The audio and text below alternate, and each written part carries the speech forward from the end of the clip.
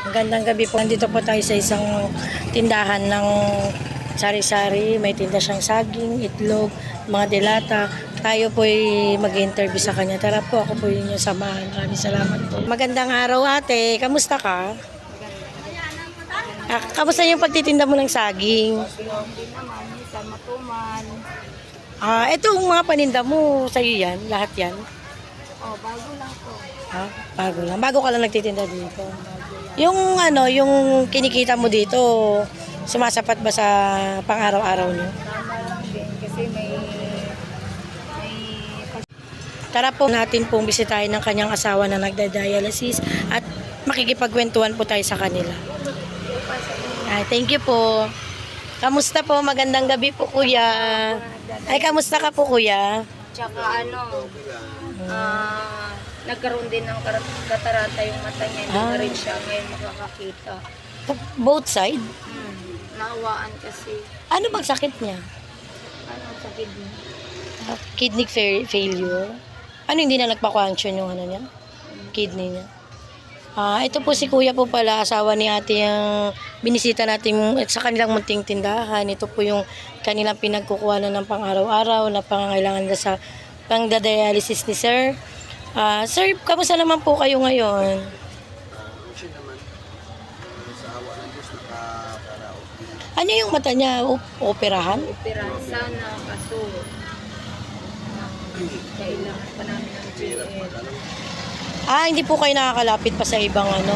Hindi nakakalapit naman. Kaso lang, wala ngayon kasi upload na kami ngayon mga budget yung mga Nag-cut off po. So, saan po kayo nagpapadialysis? dito sa sa Ero. Hindi po sa NKTI. Ano po, paano po ang dialysis nyo every ano po? 3 times a week. 3 times a week. So, nasa magkano naman po kaya yung ganun na 3 times a week? Ngayon, medyo okay naman siya kasi kinover kami ng pigil. Paano po kayo nagkaroon ng sakit na ganyan? Sa lifestyle. Kaya po kayo nakakuha ng ganyan sa sakit sa kidney. So, mga kaahon, narinig po natin si sir na kaya po siya nagkasakit dahil po sa mga kinakain natin, mga processed food, tsaka mga fast food.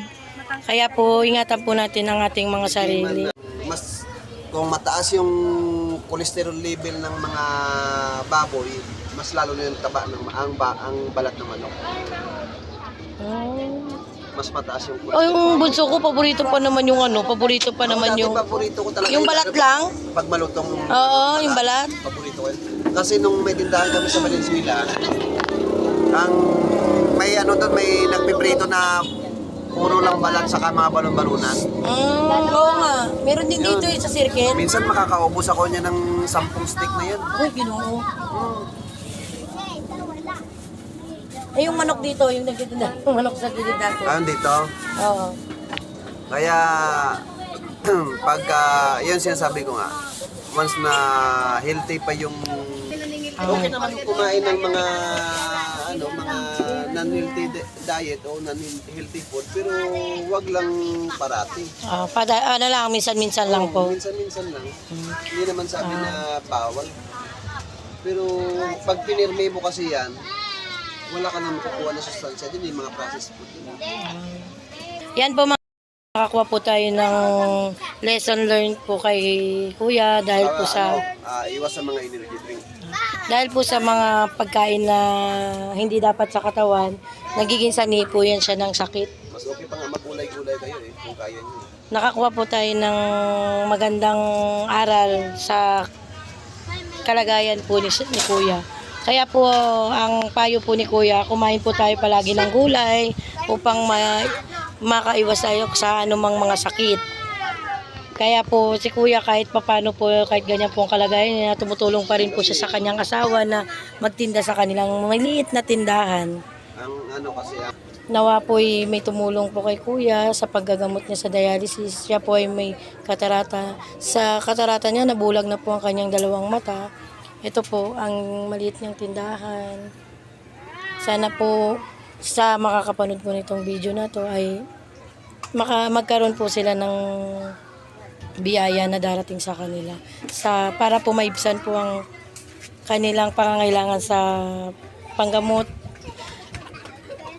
Sige po kuya, hanggang dito na lang po ang aking pag-interview. Sana po ang dasal ko po ay gumaling po kayo at ang bumalik po ang inyong paningin. Sana po itong panindahan nyo ay lumago pa at bumenta ng mas marami pa po. Sige po, maraming salamat po. Ito po si Ma'am. Thank you po. Thank you din.